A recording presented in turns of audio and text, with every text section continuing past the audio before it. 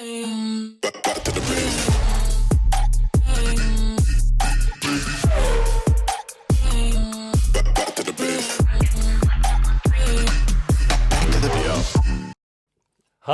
Dumelang Siyabona Gunjani. To everybody joining us here at One on One with Tommy Gunn. I'm your host with the most inside and outside of the boxing ring, the only South African world champion to be undefeated on American soil after 4 outings. Today, I am not honored, but I am humbled to have two of the heavyweights of contact sports and of journalism here with me. Right next to me is Koos Venter, the top journalist, in my opinion, the guy with the most integrity, and he's definitely the most awarded journalist. He was the Comrades Marathon 2014 Journalist of the Year. He's also been numerously awarded Blue Bulls Media Journalist, and also he's the TUT Journalist of the Year 2013 and 2015. He's been a journalist for 28 years. And then right next to him, I got to take a big breath for this one. Since I grew up in the sport of boxing, since the age of 5, started training boxing. My father, Charles Westhuizen, he's my hero. But my pound for pound favorite fighter, and in my opinion, South Africa's greatest fighter, boxer ever up to date. Pierre Coetzee, having you here with me, I'm humbled. You are, without a doubt, my most favorite boxer from South Africa ever. Thanks, Tommy. Koos, you've been covering sports for 28 years. You've been writing all things about boxing. You've been writing all things about sport. Can you elaborate more with us about your career as a writer? Just to start, thanks very much for the opportunity. It's humbled for me also. Very big privilege to be in with two champs like you. I started writing just down the street here. I was a member of correctional services, and I started writing for their magazine at Leeuwkop prison. And that's where my career as a journalist started. And then from there on, I did the whole thing, sub work and a bit of politics. But eventually I landed up as a sports journalist. So I basically everything.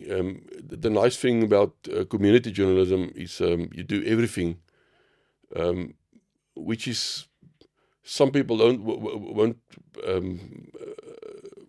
maybe like that, but it's not like having one beat. You don't get boring. You do Yuxkay one day, and the next day you do a Bulls final in the URC, and the next day you do a world title boxing, and the next day you will do darts again. So that's a nice thing about community journalism and sport. I do everything except I'm not a soccer specialist. We got guys who know more about soccer than me. So, but the rest, everything, and I've been privileged to follow careers of guys like you, Danie Venter from Pretoria. I focus on Pretoria, so Danie Venter in the last few years, except for the amateur side, I do all kind of amateur boxing, but also a few of Sebastian Rothman's boxers like Jabulani, Fikis Muketsi, and Cohen Ray, a few of those guys, which is always interesting and nice. So I hope to do you proud today by having the man next to you. We're going to get to the nitty-gritty. Pierre Coetzee, a man with 44 professional fights, 5 defeats, only 3 by stoppage, 39 victories, 37 wins. 37 wins by KO. You have as much victories by knockout as I currently have fights on my record. you are the only fighter from South Africa that holds more victories on US soil than me. You are the only fighter to have graced boxing in South Africa by competing against, two of my top 5 heavyweights of all times. There's nobody that matches what you have done. You are the fighter that has fought the most at Standard Bank Arena. You fought the most at Sun City Super Bowl. Not only that, you are also the fighter from South Africa that has fought the most on US soil. So this is something that I actually was proud of until I'm looking at Pierre Coetzee, who I'm so happy to give you this acknowledgement. Pierre, please tell us, where did boxing start for you? Yeah, Tommy, thanks. And Al, I mean, with thanks, meeting Chris here today. I always read the papers and see his name in the papers. Yeah, it was an early stage of I was about eight years old, and I started with friends of ours. Dad was in the police force, and we started going with them to the police amateur boxing club, and that's where the whole thing started. I first took up karate and whatever, and I said to my dad when he took me to the amateur club the first time, when we got in the car and we on our way back, I said to my dad, "This is not for me, thank you. Never in my life, thank you." And I mean, everybody will know the Becker Brews, the brothers from the Springbok brothers, the Beckers. Now, they one brother, Don Becker, he was an amateur coach at the police in those days. And that evening, he asked me, he was sitting down there, because I had quite big feet at that stage, and he said to me, "Al, I look at your feet. What do you want to do? You want to box?" I said to him, No, I don't think so. I said, anything, as long as I can get big or become a Springbok one day. That's all. He said, "Listen, if you will listen to me, I will make you a Springbok. How many times you want, I will make you a Springbok. And you're going to be a heavyweight if I look at your feet." And I said, "Well, okay." And that's how I started with the boxing, With the Becker Bruce. Cooney and Don Becker? Yeah. Don Becker, Dolph and Jaap and Martins, they were the Springbok rugby players. Okay. And the sister was a Springbok athlete. Yeah. She was a high jumper, isn't it? Yeah. One of them were not a Springbok rugby player, but he was a Springbok boxer. So all of them were Springbok. Yeah. The whole family. Yeah. And that's how the whole thing started, Now, I was privileged, that I had a great amateur career. And the thing is, like Uncle Don always said to me, you look after yourself, and the boxing will look after you if you look after yourself. You got to be 100% fit. Yeah. When you get in the ring, 100% prepared, whatever. And that is the thing is, a lot of guys, what they don't realize is that boxing is a tough sport. It's a brutal sport, and you can get easily brain damage if you're not prepared. And you don't look after yourself. And I promise you, I had a great career, and always. There was not one day that I can say, listen, if I only had to do a little bit more, it would have been better, whatever. I did 110% in my training sessions in the ring, always. Every time you stepped in the ring, your condition was phenomenal. Your footwork was on point. Although you have 5 defeats, you've avenged 2 of them. The other 3 you lost against arguably the world's greats. England, they rate Frank Bruno as one of their great heavyweights. And I believe Frank Bruno is one of the UK's top 5 heavyweights. The UK side. And then George Foreman, Riddick Bowe, they are the American, well, in my opinion, they are in my top 5 best heavyweights of all time. You didn't lose to no slouch. Pierre Coetzee did not lose to no slouch. Pierre Coetzee is definitely, if there's a boxing version of Captain America for South Africa, like Captain South Africa boxing version, Pierre Coetzee is the epitome of that. You are, when I watch you, when I watch your fights, when I watch who you are as a fighter, the way you get in the ring, the determination on your eyes, the focus. You can see this is not somebody that just pitched up for something. It's going to be a fight. You've beaten more Americans than me. You've been to Mississippi Biloxi as well. You've been there twice. We're going to elaborate on your fights more. But the epitome of what a true boxer should be. And I know the man sitting next to me, being a top journalist for 28 years, he knows a lot about you. A lot about you. But you are the epitome of what a boxer should be, from amateur to police to the military. And the military in Afrikaans is called the Weermacht. And when you take the two words, weer in English could either mean again or weather. And then mach could either mean might I, may I have something, or so, for instance, or power, mighty.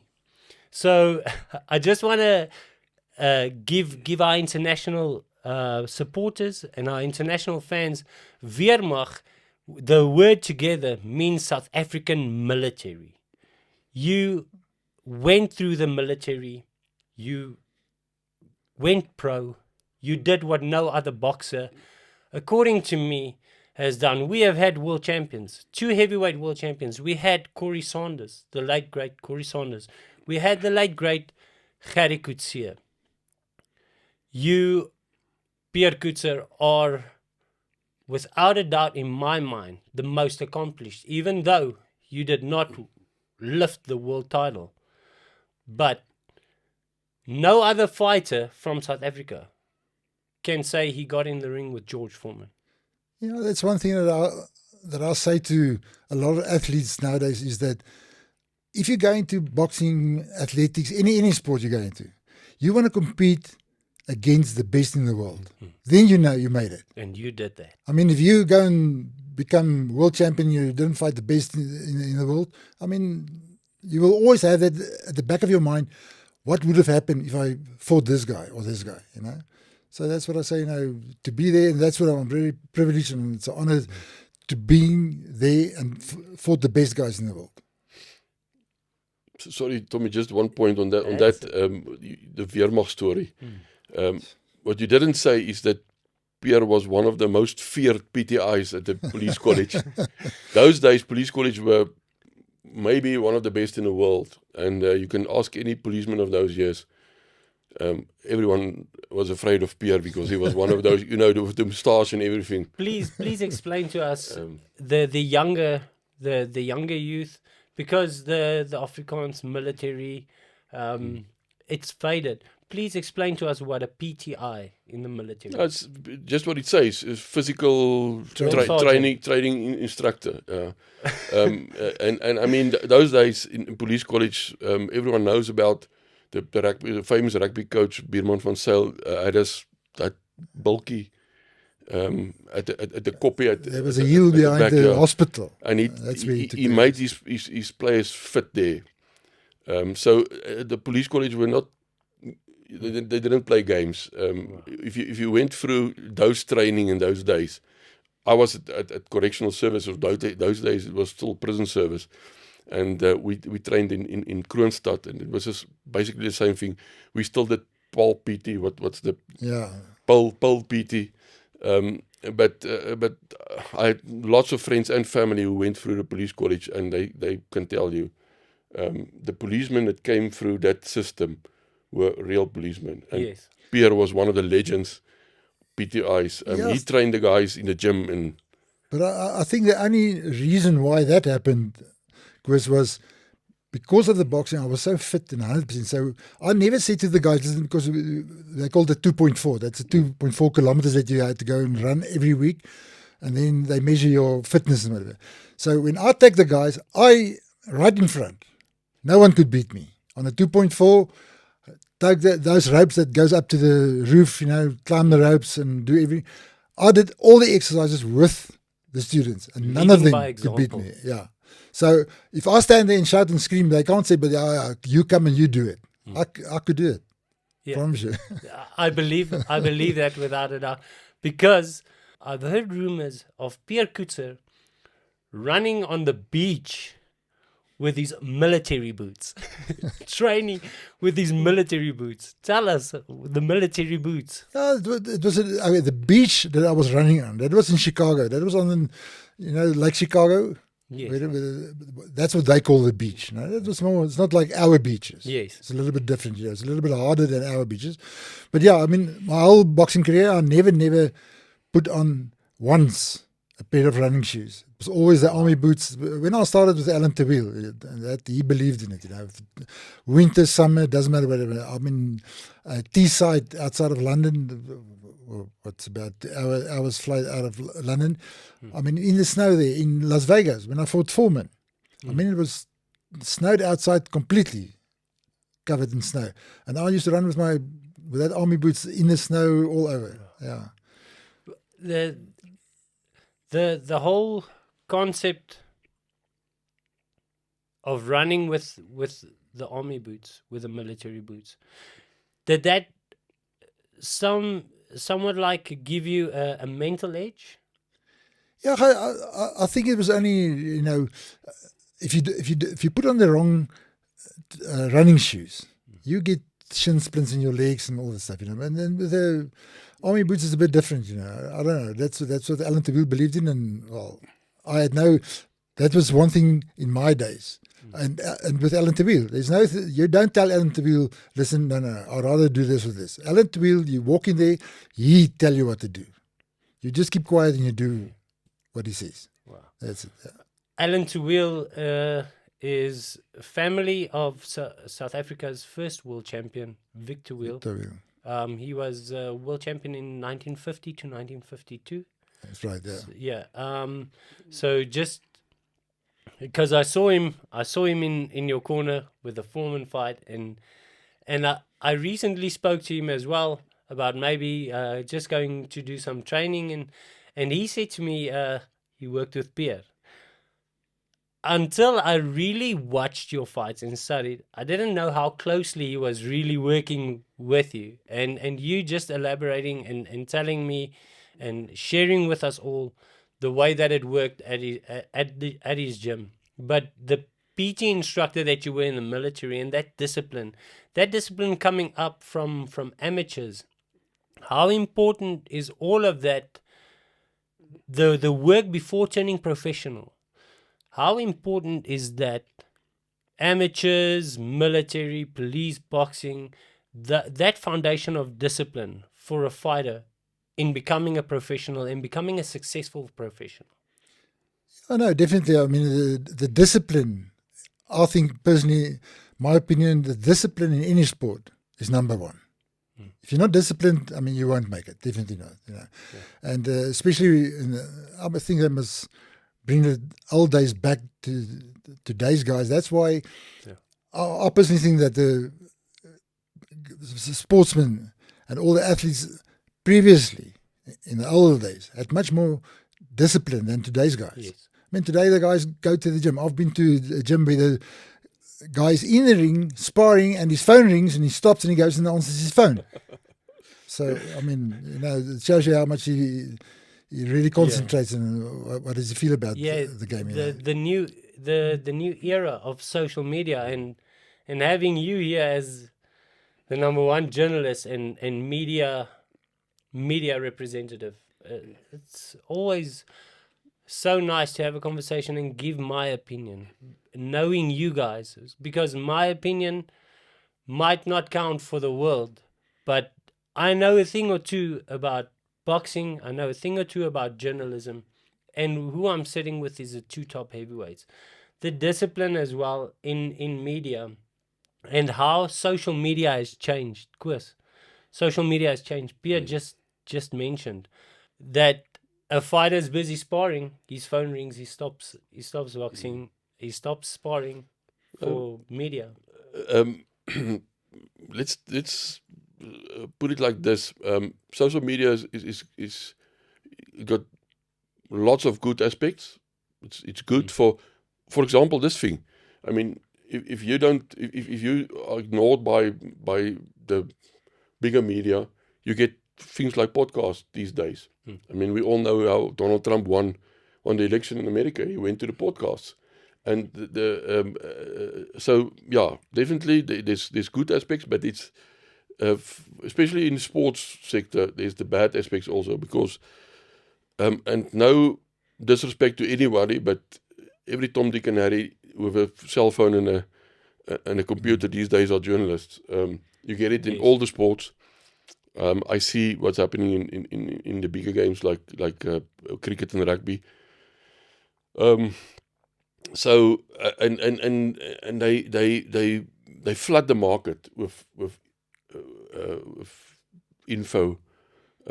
For example, no one reads previews anymore. I can write a preview about a Springbok test or a Blue Bulls game. No one reads it because you get 10 other guys with cell phones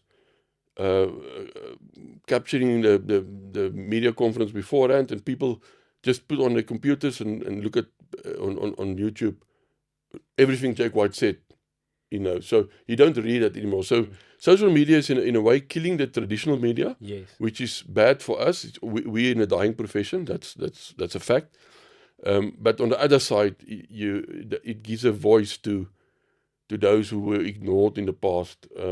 But and if you get that term, you get cancelled.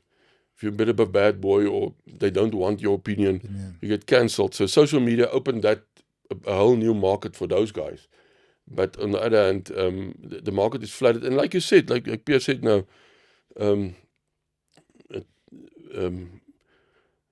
I read a thing last night after the Springboks lost. Someone said it's because the main thing didn't stay the main thing. And that's exactly what Pierre said now. If you're a boxer who's preparing for a fight, let the main thing stay the main thing. Don't That's right. play. You can after you won, you can enjoy yourself with media and girls and parties and everything. But social media had a big impact on that thing, that the main thing doesn't stay the main thing. We must say something about Rikus du Plessis. I just wanted to ask actually. Very bad what happened. He's also a Pretoria guy, Yeah. so he messed up my story this morning. But I got a bit uncomfortable with things like all the things he done. Like I say, leave that for after the fight. Don't go to every podcaster and everything and talk to everyone and make jokes and things. Focus on the main thing, and that's the problem of social media. It's good and bad, but it distracts. We can't ignore it. It's with us forever. Yeah, it's a distraction. It's a distraction, but also with the media, what you are saying is every Tom, Dick, and Harry can pull out his phone, and that you can elaborate because you know what it takes to be a journalist with integrity, and the integrity of being a journalist and the routes that you had to go to become a journalist is completely different to how you say today's social media is just killing. Exactly. It's killing proper journalism. I always tell the story. My 89-year-old mother-in-law her mind is still very sharp, and she's got an interest in news. And since the newspapers closed, the dailies closed in Pretoria, we also gave her a new smartphone, and she's now on Facebook and everything. And I was always just try to stop her and say, listen, Mom, don't believe everything you read. That's that's a bad thing. And things like the term is clickbait. I mean, it irritates me extremely that you get. I'm a big tennis fan also, and if there's a Grand Slam going on, you get all these news stories on Facebook. They just a half a sentence, and then you must click on the story to read the story, and then it's nothing. Yeah. It's something a guy said, Djokovic said this, or Sabalenka said that, and they twist the whole story. And eventually, after you read it, there's nothing in the story. Yes. But it's clickbait, but because everyone wants clicks, like I say, it's killing our profession. They say we got in our kind of media, the community media, we got maybe 10 years to go, and then everyone will be on the computers and the phones, and it's a bit sad. And like you say, for the purist, the boxing purist, the guy who wants the stats and the history and things like that, I'm a big fan of study the history of someone. And you get what's the English for oppervlakkig? People just there's not a knowledge about a sport anymore. Everyone is a so-called expert these days. You hear something around the braai, and you hear something in a bar, and considered lightly. Because of social media, everyone is an expert these days. And if you go out of your way to get the history and to get stats and things like that, people don't care about that anymore. And that's the sad thing about social media. Yeah. No, I agree. Pierre, in your time, obviously with the way social media has a reach, there is a positive side to that. In your era, when you were competing, and the people that you competed against, I believe social media would have been crazy, especially South African social media would have been crazy with Pierre Coetzee, because you are phenomenal. Yeah, You are phenomenal. Can you imagine that? What the hype would have been with Johnny the Ploy fight? I mean, those days the normal conversation was everything about Pierre and Johnny the Ploy. Can you imagine if there was social media those days? In those days, yeah. Well, talking about that, Alan Terwiel never allowed me to read the newspapers, because I moved into Alan's house 6 weeks before a fight. I moved into his house and I stay there. We go overseas, and a week after the fight, his son was the co-trainer. Then we used to go somewhere or whatever, and then we'd be back and we start training again. But like the social media, he never allowed me to read any newspapers, watch any television about my opponents. He said, I'm there to make the decision what to do. And that worked. For me, it worked out. Some other fighters, they want to see what to do, how their opponent that they're going to fight, what it's like. But Alan said, no, I'll tell you what to do and how to do it, and it worked for us. It was great. That what you just said, I also went through the same, especially fighting, making world title defenses here in South Africa and making world title defenses abroad. 6 to 7 weeks before a fight, I moved in with Harold. There with when I was training with Harold, I moved in, and I isolated myself. I left my phone with his wife, Michelle Forbrach. I would leave my phone with her. Even going to America, that 6 weeks we were there to climatize ahead of time. I would stay away myself as well. I would stay away from social media, from reading newspapers, because it can also affect a fighter negatively. And if you'll elaborate on that, if you can elaborate on that, how important it is for a fighter to stay focused. Pierre, no fighter has done what you have done for South African boxing. The thing is, the minute the fighter opens a newspaper and everybody says, yes, this oak is a golden boy, he's a great guy, then we human beings, you're going to start thinking, I'm a great oak. It's a different story when you get into between those four ropes there. Once you're there, there's nobody that helps you. It's only you and God in there.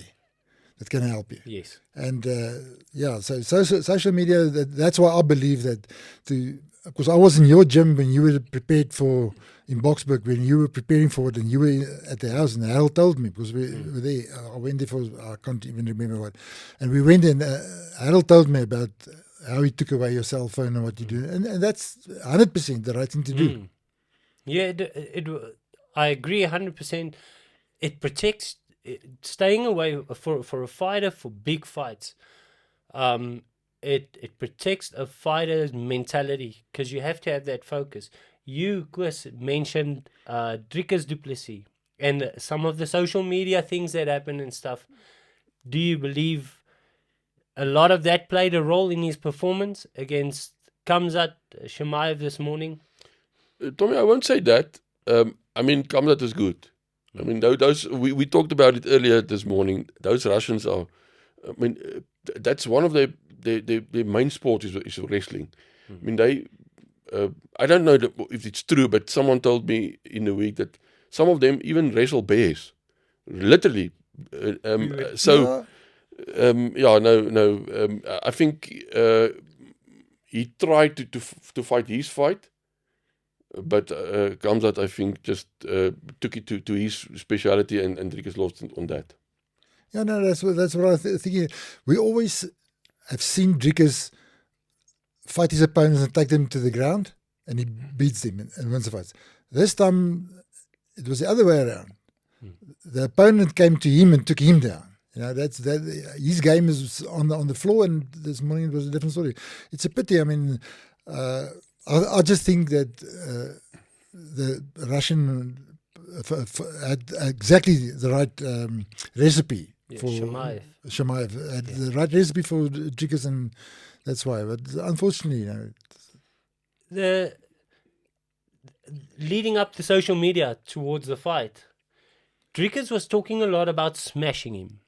He was talking about smashing him, and Khamzat mentions as well a few times in the social media. He mentions he's going to smash the apartheid out of Dricus. Yeah. And then Dricus, he says, after you knock a guy out in South Africa, the guy becomes your slave, you know, and then Khamzat throws the chair. But Dricus, it's almost like, looking at all of his interviews, most of his interviews, he was planning on beating Khamzat with the hands on the feet. And knowing that Khamzat is the wrestler, the Russian wrestler. Pierre, we spoke about this. Chris, we spoke about this just before the show. These Russians wrestle bears. Khabib Nurmagomedov, his father left him in the backyard to wrestle a bear. When he goes and complains to his father, when he goes to complain to his father and he's like, hey, the bear is hurting me, his dad turns, he's like, what do you want me to do? Go hurt the bear back. So the way that Dricus spoke about the fight, leading up to the fight, closer to the fight, it gave me the sense that Dricus he was more focused. He more intended for the fight to be on the feet and a smashing a stand-up fight, almost like the second fight with Sean Strickland, where Sean Strickland is a stand-up, mostly a stand-up MMA fighter, boxing. That's why the first fight there was a little bit of debate afterwards, because Dana White, they were talking about the strikes landed with Strickland after the first Dricus and Strickland fight. They were like, Strickland landed more strikes, more of the hand strikes and everything, and then they completely just neglected the fact that it's martial arts, it's mixed martial arts. And then the second fight with Strickland, Dricus came back and he showed, I'm going to stand up and fight. He really showed improvement. He left Sean Strickland with a broken nose after the second fight. Yeah.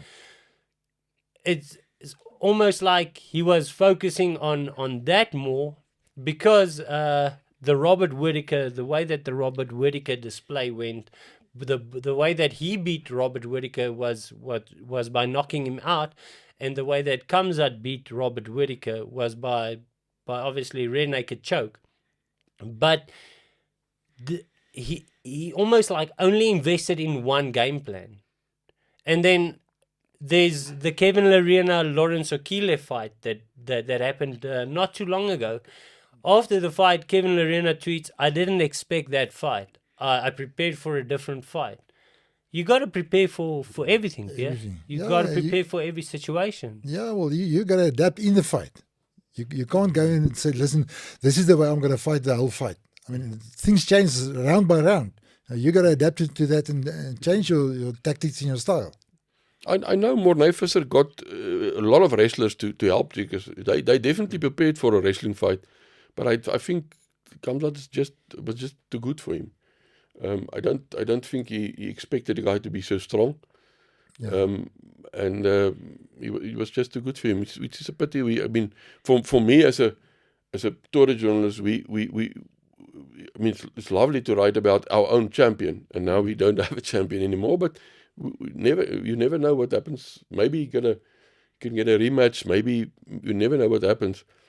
But I think he didn't think the guy would be so strong on the ground, and I think that maybe he misjudged that he and his whole camp a bit.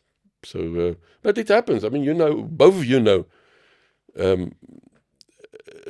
Combat fighting, any fighting, I mean, everything can happen.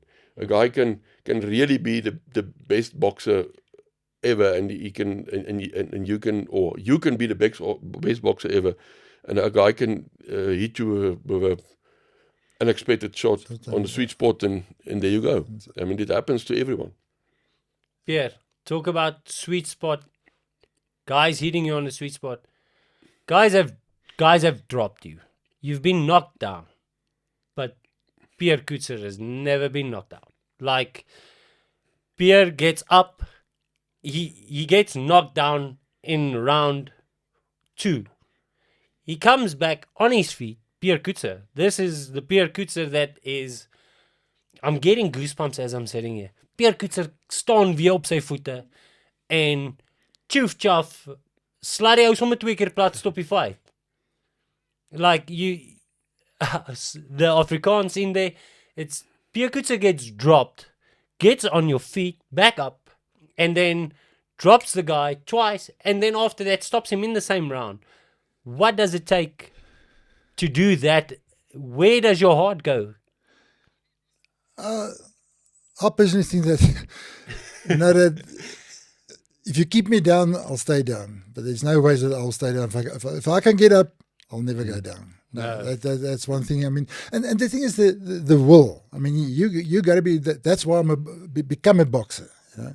Well, first of all, I didn't really want to become a boxer, but I became a boxer, and that's then.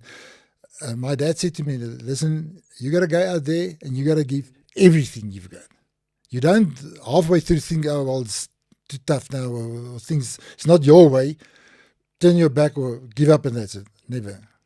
That's not in my vocabulary. But can I just ask a question to Pierre? I always wanted to know. I don't think Johnny Deploy really hurt you. It was more like you went backwards, and then he just almost, I don't know, pushed you or so. I don't think he really hurt you that day. He never hurt me. The thing is, one thing about Johnny Deploy, he was one of the greatest heavyweights that I've came across. He had hand speed like no one else. Better than Corey? Yeah, I think the only thing about the two guys, I mean, they were great fighters, whatever. Corey, great hand speed. The only thing about the two guys, they couldn't take a punch. That was the only thing about it. And with Johnny Deploy, if Johnny Deploy had my dedication, he would have been still world champion today. He had tremendous talent, that guy. Unbelievable. Also yeah. Corey, you know. Corey wasn't the guy that was really, he never loved training. You know, all like Deploy, like Johnny, you know. But the thing is with the Johnny fight, what actually, before the fight, we were at Sun City and we had at the press conference. I said to Johnny, and maybe that was on the one side a little bit wrong of me. I said to Johnny before the fight, Johnny, pray and make sure I never catch you with a left hook, because then it's over. And you can see when I went out there, Yes. I threw more left left hooks than straight lefts, which is the other way around. But that's he came in the second round and he came running in, and I went backwards and I fell, and he thought he caught me, and I got up and that was the end of it. But I always thought, because you went backwards and Yeah. you land on your bum and Yeah. you immediately got up, Got up, and, yeah. and Yeah. you said, I'm all right. You could see you're not hurt. yeah, And I think he thought he hurt you, and then No, I mean- and then he opened up and he's the first right hand he threw. He cut my eye, in the first round, the very very first. Your fight with Johnny Deploy, there's a fight the Americans in the world always talk about, the most exciting 3 rounds of boxing. Marvelous Marvin Hagler, Thomas Hearns.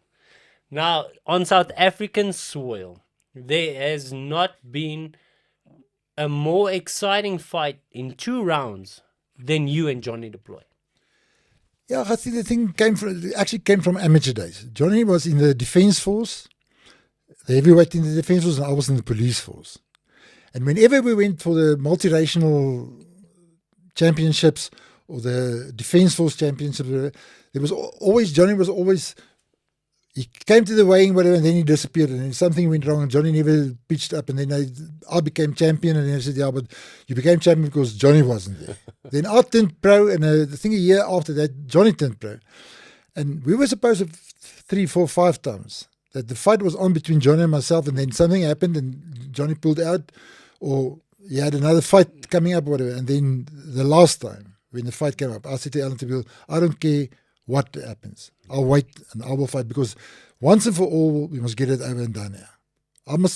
Johnny and I must fight and get it out, because everybody walks around and say, no, Johnny's a better fighter, Pierre's a better fighter, Johnny's a better fighter, whatever. And I said, well, let's get the promoters, let them put the fight together, and let's get it over and done. Yeah. And you came out victorious. Yeah, I mean, I was so hyped up for that specific, because I think Johnny had a much more bigger followers than I had in those days. I know that there was a lot of hype around Johnny. A lot of hype around Johnny. You, my opinion, you were the more solid, concrete fighter. But there was so much hype around Johnny Deploy and the talent, and obviously the long hair and charisma. You got a I'm bit not of a copying Johnny. Yeah. Johnny with this. And the this thing is, a- I knew that I can go 10 rounds or 12 Yeah. rounds. I didn't know if you could have done it. I knew if Yes. I go out there, I can fight for 10 rounds. yes. And I don't think he would have stood there for 10 rounds. And your work rate throughout your career. I watched your fight with Dan Murphy. You know, just watching you, Pierre, every fight that you get into, every fight that you got into, Pierre Coetzee was prepared. Pierre Coetzee was there's gonna be a fight. Whoever gets in the ring with Pierre Coetzee, if lacking in any preparation, is in trouble, is in big trouble. Even the slightest milliliter of lack in your preparation against Pierre Coetzee, and you're gonna shit. You're gonna shit, because Pierre, you were a heavy hander. 39 wins from 44 fights. 39 wins, 37 by knockout. Your KO ratio is so overlooked. Your work and your work ethic, and his strong jaw. I mean, Your probably strong- a guy with the Wow. strongest jaw in South African Pierre, history. you are my favorite South African heavyweight of all time. If I should, because I know there's the International Boxing Hall of Fame, and I don't agree with the way that South Africans have been neglected and not inducted. And you would be probably my first choice above any boxer from South Africa to be inducted into the International Hall of Fame. why the International Boxing Hall of Fame and the World Boxing Hall of Fame has overlooked Pierre Coetzee for so long, for so many years, and not induct this man. This man has fought against your best, America. This man has really literally fought against your best. Like Riddick Bowe. Where do you, America, where do you rate Riddick Bowe? Where do you rate George Foreman? George Foreman must be the second greatest heavyweight of all time, because if there was no George Foreman in Zaire, there would have been no claim for Ali being the greatest, because beating that George Foreman, he was indestructible. He just came off beating Joe Frazier. He smashed Joe Frazier in 3 rounds. You went 8 rounds with George Foreman. You stayed on your feet. You stayed on your feet. You got dropped in the 4th, got back up on your feet. Your face was bloodied. You were throwing bombs away. You stood there toe to toe. Never ran. You stayed in his face. Riddick Bowe never ran. You met him in the center of the ring. Frank Bruno, you met him in the center of the ring. You met all of these guys in the center of the ring, and you knocked out most of them. I'm talking about the 3 major names. Frank Bruno is a Hall of Famer. Riddick Bowe is a Hall of Famer. George Foreman is a Hall of Famer. Give South Africa our Hall of Fame heavyweight. Please, America, International Boxing Hall of Fame, give our heavyweight. This is the greatest heavyweight that South Africa has ever had. The greatest boxer that South Africa has ever had.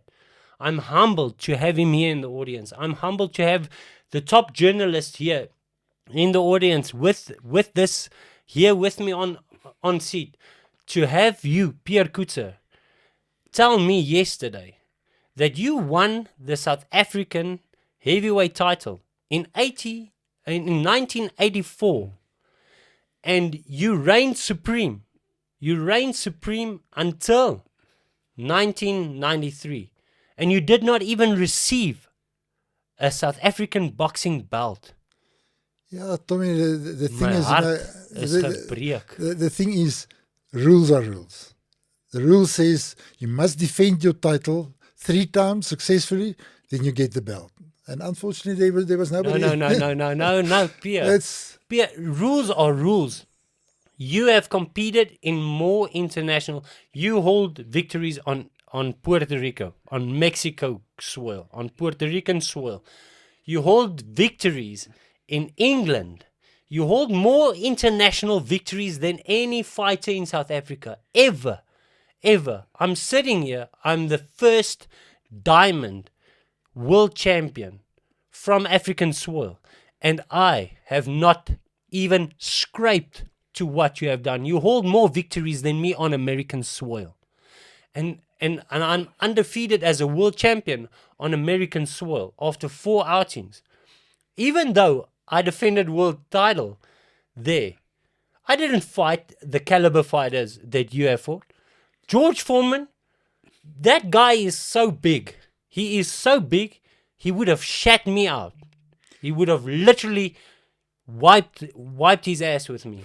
I believe that he's the reason why most of us claim he's the reason why Ali suffered from Parkinson's after the rumble in the jungle, the rope-a-dope. Even though Ali won that fight, laying on the ropes, taking punishment after punishment after punishment, round after round, and then stopping him in the 8th. But laying on the ropes, taking those heavy hits from a fresh George Foreman, indestructible George Foreman, most of the boxing world and most of the boxing analysts, even I can see Chris here, he's nodding away. That's why Ali, the greatest heavyweight of all time, most of us agree with that. The greatest heavyweight of all time was Ali. That's why he suffered Parkinson's after his boxing career. And then, you going 8 rounds with, you never went out on your back. You went out on your feet. Referee Joe Cortez stopped the fight. Hall of Fame. How can Joe Cortez, and I'm not taking, Joe Cortez is absolutely Hall of Fame material, a glorified referee.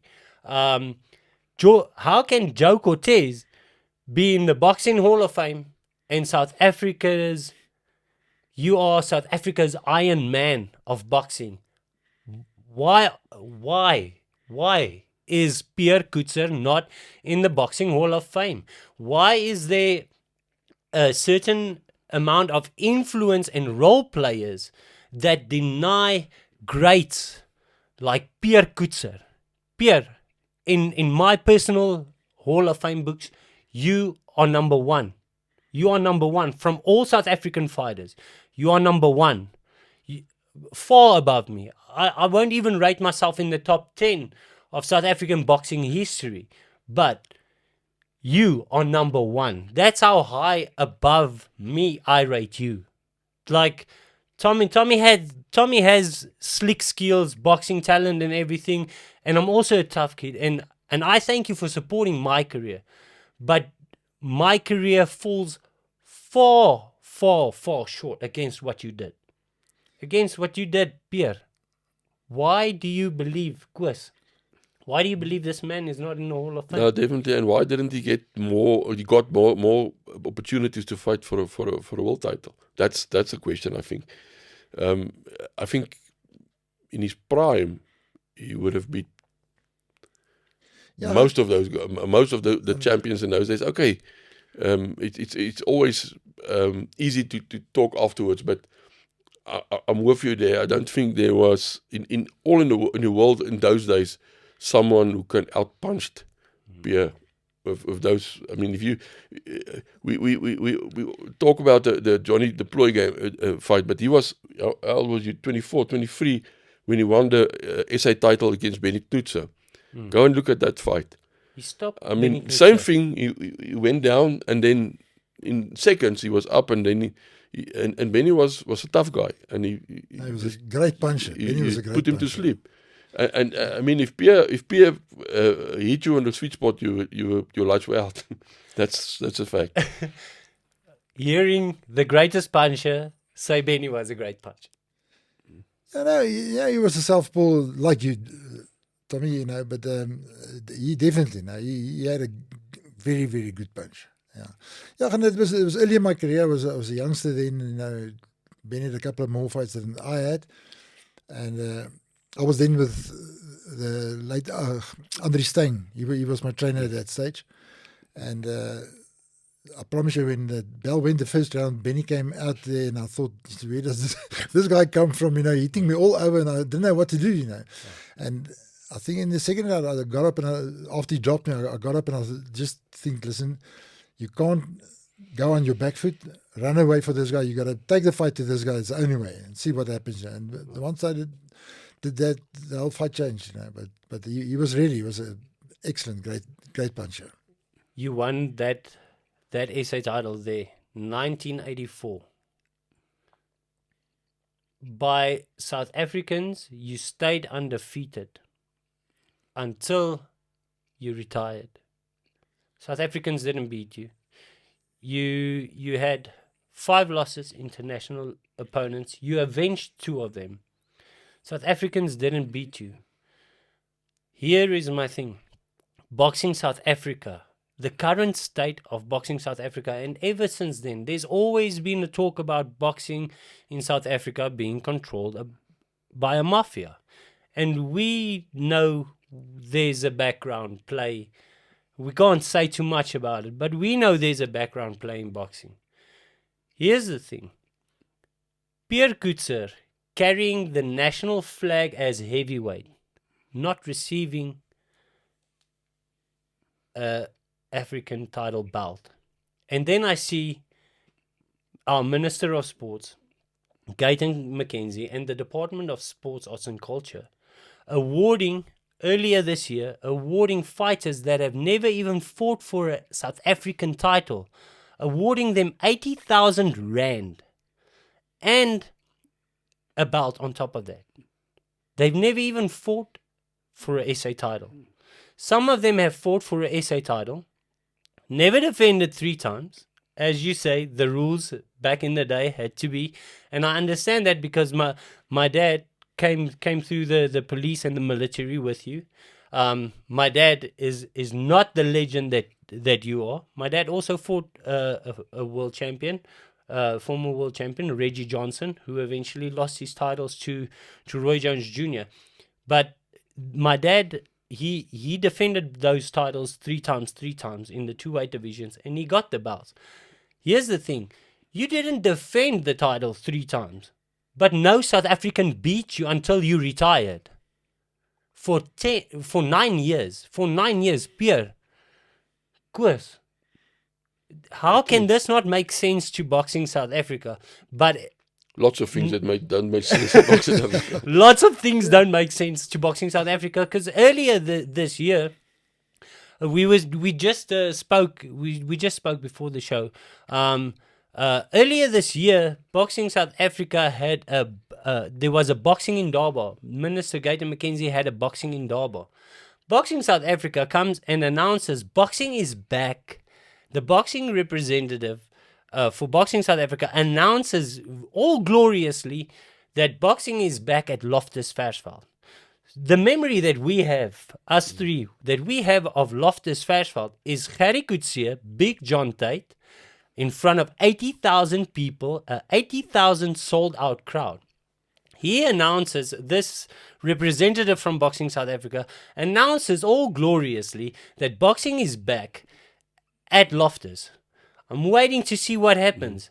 Then what follows is an illegal, completely contravening the Boxing Act, illegal white-collar boxing event with a professional boxing manager, not a professional licensed boxing manager, as the main fight on a white-collar event in front of 250 people, Bringenbraai, Loftus.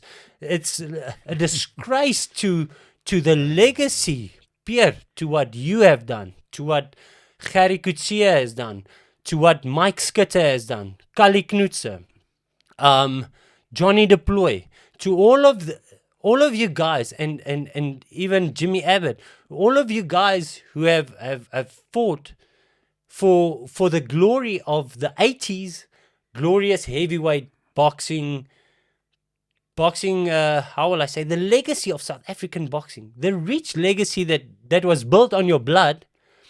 And then Gerrie Coetzee, going and Big John Tate, 80,000 people.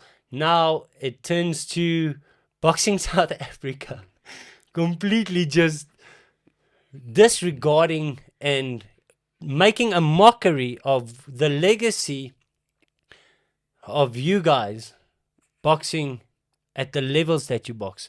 You fought sold out crowds, in front of sold out crowds at America, Las Vegas, when you fought George Foreman. The crowd was roaring. George Foreman, a man with 72 wins when you fought him. He had 72 wins, 66 by knockout. Like, the crowd was roaring. Obviously, George Foreman, gracious champion. But the legacy that you guys have, all of the amateur work and everything, now for amateurs to be disregarded, and then white-collar boxing to come into play, and Boxing South Africa to host white-collar boxing, which has been outlawed by the High Court of Pretoria, have outlawed it and called it contra bonus morris in case number 1342 of 2023. The magistrate AJ Legrandsie, he outlawed it and completely just, he said that this is the same, white collar boxing is the same as two kids fighting at a schoolyard and a bunch of the other children just pulling out their phones and like having a school fight there in social media, streaming it for social media. It takes away from boxing. It takes away from the legacy. You are the best boxer South Africa has ever had. You didn't even get a South African title bout. Boxing South Africa and the Minister of Sport and the Department of Sport is awarding Boxing South African belts and 80,000 rand to fighters that have not even fought for South African belts, even South African titles, even represented South Africa on American soil or foreign soil. What do you guys make of this? Yeah, nowadays, it's completely different. The politics and everything. When I was out there, I had to go fight overseas. Every time I was there, it was big audiences and stuff. And I was a white racist policeman that come and fight there. No. When I fought Rurik Bow, we went. It was in Virginia. We went. I fought in Virginia, and after that fight, there was a fight just before Rurik Bow. We went to the press conference. I mean, the press conference ended up we smashing the cameras and everything. It was because of the racism thing. Because Rurik Bow, he had a white manager, and he came out with a big thing, Alan Tawil, well, we didn't stand there and say, oh, we are racist or whatever. No, we were there and we fought back, and anyhow, they stopped the press conference. And that's, when with the Bow fight, if you can go back and you look at the television, the guys that lined up the aisle from the dressing room to the ring, they all wore ANC clothes. Go and look at it. They wore ANC clothes, But I'm there to fight. I'm not a politician, so that was nothing to do with me. Yeah, I will come back to the amateur thing, and if you talk about Boxing South Africa and the government, I mean, where's the lotto money? Where's I write about amateur boxing, and I'm telling you now, there's a new interest in boxing on grassroots level all over. In Pretoria, I think there's more than 12 or 15 active clubs at the moment. Guys like Johan Prinsloo, Willie Jansen, Charles Backhouse, Hart Smith, guys like that, they work their asses off to build up boxing on an amateur level again. But there's no opportunities, and there's no money. They have to present boxing dines and things like that just to get guys to go to the SA Championships and things like that. You talked, I don't know if we got time for this, but you talked about the 80s. In the 80s, Pierre will remember, if there were a big boxing match, a big boxing fight at Sun City, or it was main news on the front page of all the Sunday papers those days. Boxing were the second most biggest sport in black and white communities. After soccer in black communities, after rugby in white communities. It was big. Now, boxing took a dive, and I think this new interest in an amateur game, but it's not. There's people in Boxing South Africa who get nice salaries and nice cars and nice offices, but what are they actually doing? Why couldn't we? That's a shame. Why couldn't we send one boxer to the last Olympic Games? We talked about the backers. I think he boxed in the final in the Olympics. We got Dani Venter, who was an Olympic boxer. We got amateurs those days who went on to become champions in the professional ring. It's important to build the sport on amateur level.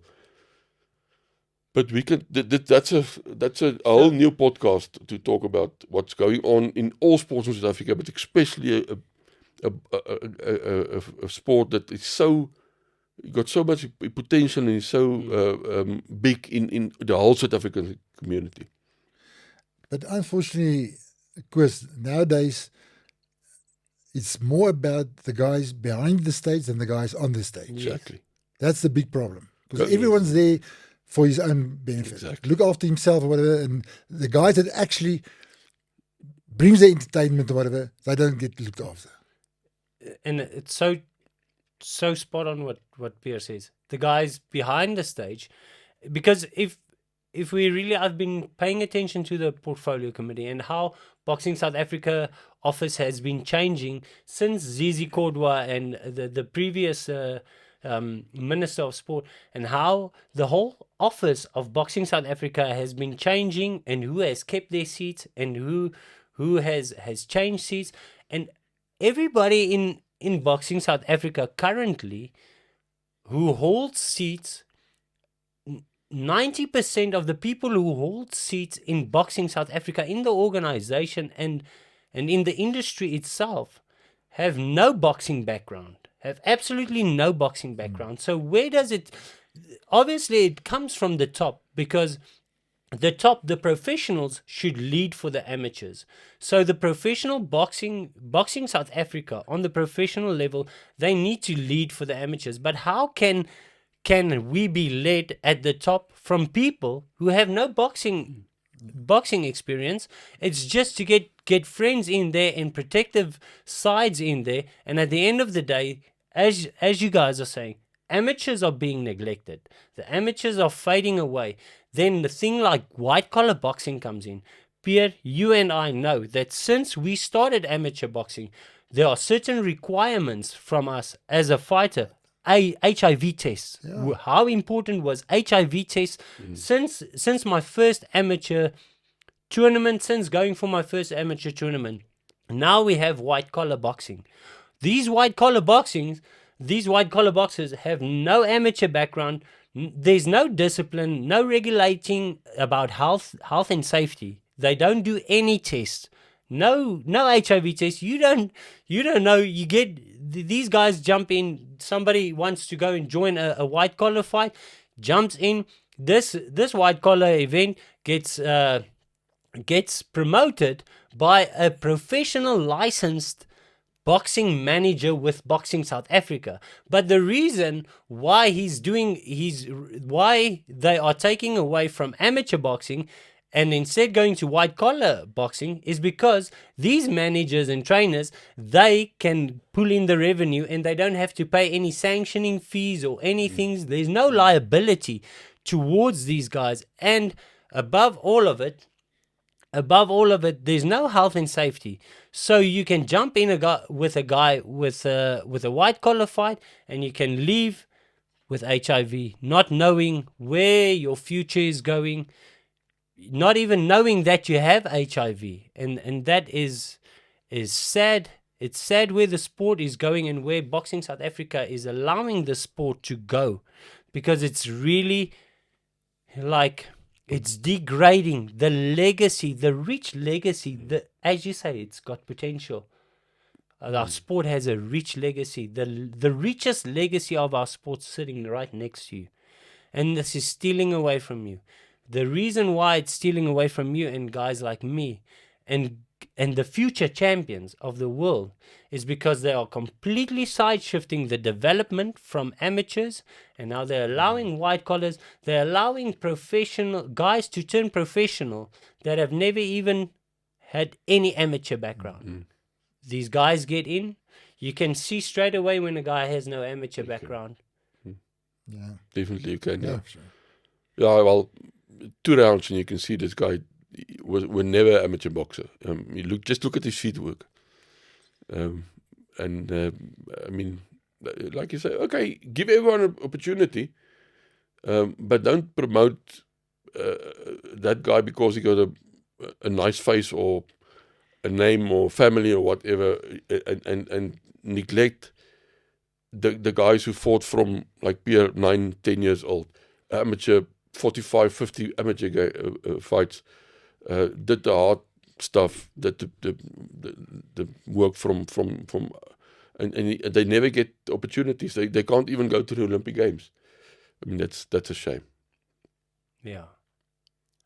Yeah, you know, in my days, when you turn professional, you go in front of a panel and you spar 3 or 4 rounds or whatever with 2 or 3 other opponents, and then they decide, is this guy good enough to turn professional or not? You know, you just can't just, tomorrow I'm done with the amateur boxing, I'm a professional now. Nowadays, every single Tom, Dick and Harry becomes a pro boxer, you know.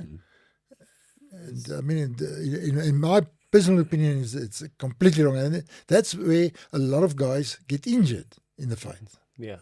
Okay. Pierre, Before I end everything off, Pierre, Chris, I would like to ask you guys, what do you believe in your personal capacities would help boxing come back to not if come back, but maybe even exceeding its former glory days when you were the flag carrier? Pierre. I personally think that what I said, the guys behind the stage, they must put the fighters and the boxers. They must put them first. Forget about themselves and get the sport back to where it used to be. And you'll see a complete different story altogether. Tommy, there's lots of talent out there. In all communities in South Africa, there's lots of talent out there. Give them opportunities, like PSA. Get the right people in administration to and get the money. There's money. I mean, there's money for lots of other things, but there's lot of money. There's lots of other ways to get the money, but restructure the whole thing. Let's get the amateur structures back to where it was, and then eventually the champions will come through. We don't have, unfortunately, we don't have where Pierre came from, Khalid Nutsa, Corey Sanders, all of them came through the police college. We don't have military structures anymore, which is a shame. But there's lots of clubs out there and people who work very hard. But get the administrators, like you said, to do what they're supposed to do. They get big salaries. They must do what they're supposed to do to develop those talent all over South Africa. And then we can be a champion nation in boxing also. I agree with you 100% with Pierre. He just complimented and added to what you were saying, and I just want to compliment and add to what you're saying on top of, so it's just going to build up everything. Boxing South Africa gets 20 million per annum from government, and the only thing they've been doing successfully, after reporting back to the portfolio committee, the only thing that has been done successfully is the guys in the back have been paid salaries. That's the only thing that they have achieved. Story of South Africa these days. The story of my life. But I just want to thank you guys for taking the time. Pierre, I'm looking you straight in the eyes, and I'm sad to know that you have not received any acknowledgement as a South African champion on South African soil, or even as a Hall of Famer. I believe in my heart you belong in the International Boxing Hall of Fame. I promise you, I'm going to do my best to let the world know that Pierre Coetzee was the greatest South African fighter ever. Ever, ever, ever. Nobody can match what you have done. I know you've taken the time. You've got a back operation coming up. And what a champion you are to come and sit here and still do this interview a week before your operation. Why isn't the Boxing South Africa, the Boxing Benevolent Fund paying for this? Why isn't the Benevolent Fund taking care of our champions? Why is the Benevolent Fund depleted?